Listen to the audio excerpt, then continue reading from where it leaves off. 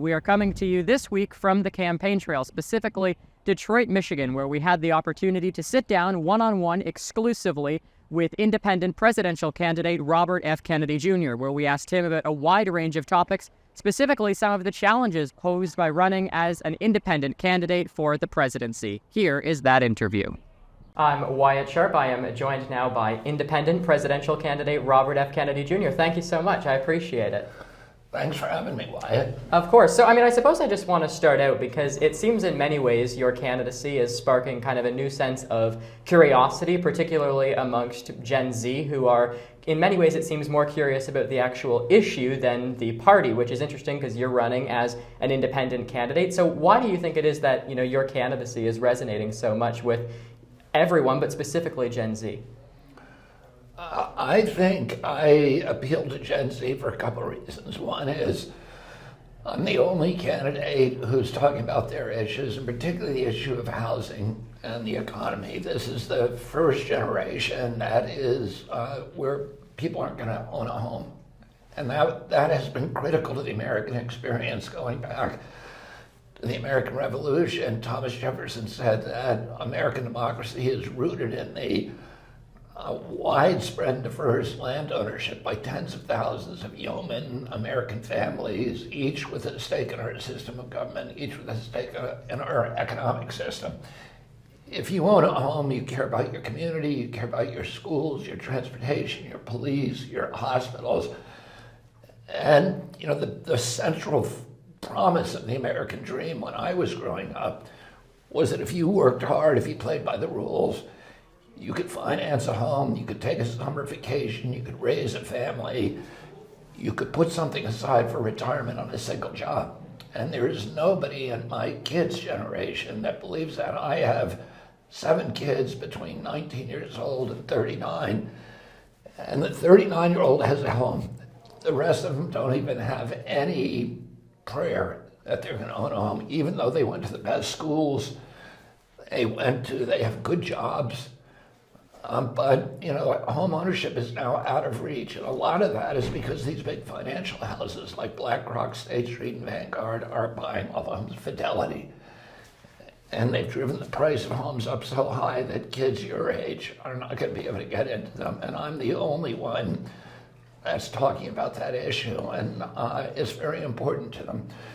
The other issues that they're concerned with: chronic disease, which, my generation, chronic disease was about 6%. Your generation at 60%. Why is that? Why is nobody talking about it? It's costing us $4.3 trillion a year. It's the biggest budget expense, the biggest issue.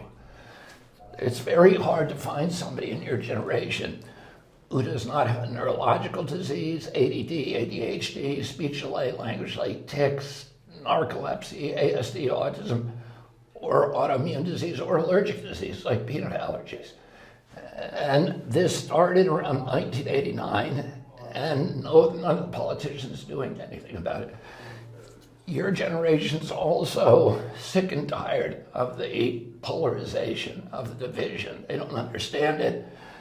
They don't care about the Republican Party or the Democratic Party. They're thinking, why can't people get along? Why can't politicians tell us the truth? And why can't we just figure out some common sense solutions? And I think I'm the only political leader now that's speaking to those issues. And I want to ask you about, because you mentioned the division that, people, not just in the United States, but really around the world are seeing on, the geopolitical stage, whether it be Ukraine, Israel. You have people like former President Trump who, say that he believes America needs kind of someone who will symbolize aggression on the global stage. How do you, as president, kind of combat some of these geopolitical challenges that Americans are facing? I think a lot of the geopolitical challenges that are occurring right now are directly the result of bellicosity and our pugnacious and warmongering international foreign policy.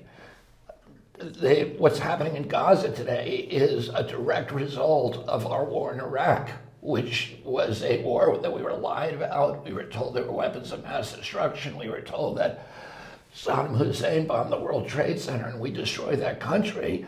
But that country was the big bulwark in the region against Iranian expansion. And now Iraq is a proxy of Iran, and it's allowed Iran to flex its muscles and to support Hamas, the Houthis in Yemen, and Hezbollah in Lebanon. We'll be right back with part 2 of our interview with RFK Jr., so stay tuned. We'll be right back.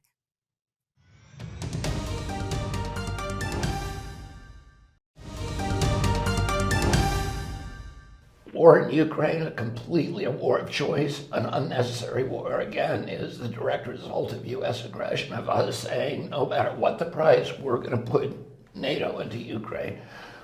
We need to de-escalate. We're bankrupting ourselves.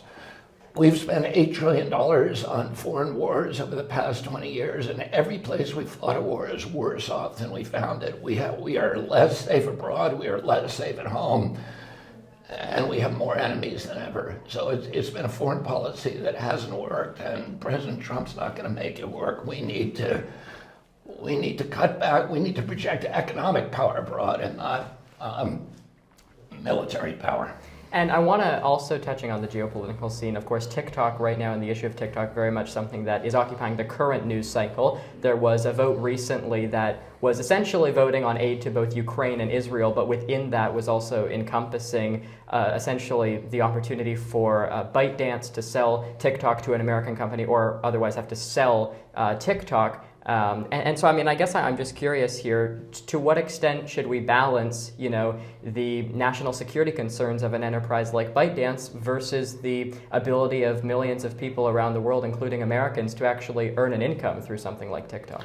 Yeah, I mean, I think the attack on TikTok is more stagecraft. There's much worse threats, even from the Chinese. What about the fact that Chinese own Smithfield Food, which produces 40% of the pork in this country? They're buying up our farmland. They control a lot of our energy system. They control a lot of our utilities. Those are much worse threats than TikTok. TikTok it's a game for the politicians, because they say they can do something about China by picking on this company that is providing hundreds of thousands of jobs to people in your generation. It is an entryway business for people in your generation, but it also, there's freedom of speech on TikTok, and Congress doesn't like that. They want censorship. If I'm president, we're not going to censor TikTok. And by the way, it's probably true that the Chinese intelligence agencies are taking some information from our kids, but that's happening every day with all kinds of malevolent forces, the CIA, the NSA. When you sneeze in your house, Siri knows about it, Alexa knows about it, and that information is being harvested and monetized by these giant corporations who do not care about you. A lot of them are foreign owned, and it's being stored by the NSA.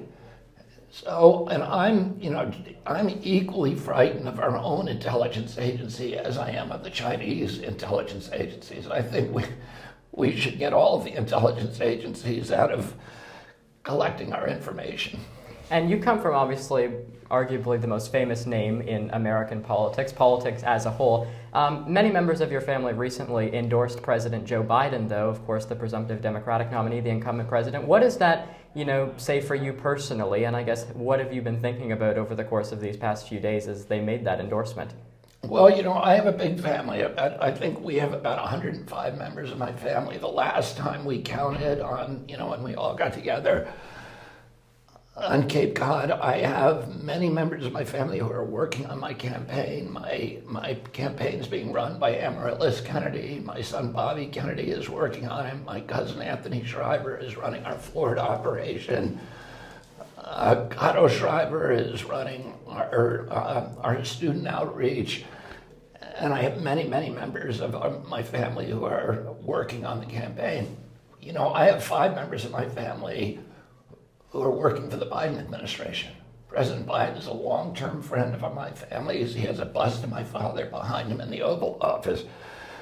So I can understand for those members of my family that it's troubling that I'm running against somebody who's so close to them and is providing employment for some of them. But, you know, I love my family. I was raised in a milieu where we were schooled to argue with each other, to debate each other with passion, but to still love each other. And I wish the same thing for our country. I wish that we could all disagree with each other without hating on each other. And just lastly here before we conclude, because of course I know that obviously running as an independent in the political system presents a number of different challenges. Perhaps provide a bit of an update in your pathway to secure ballot access in all 50 states. We will be on the ballot in all 50 states. Oh, you know, I can say that we'll be announcing probably 1 or 2 states or maybe more every week from here on out. But we're way ahead of our projections, and we're not going to have any trouble getting on the ballot. The DNC is going to try to stop us. The RNC may try to stop us, but we're going to make it.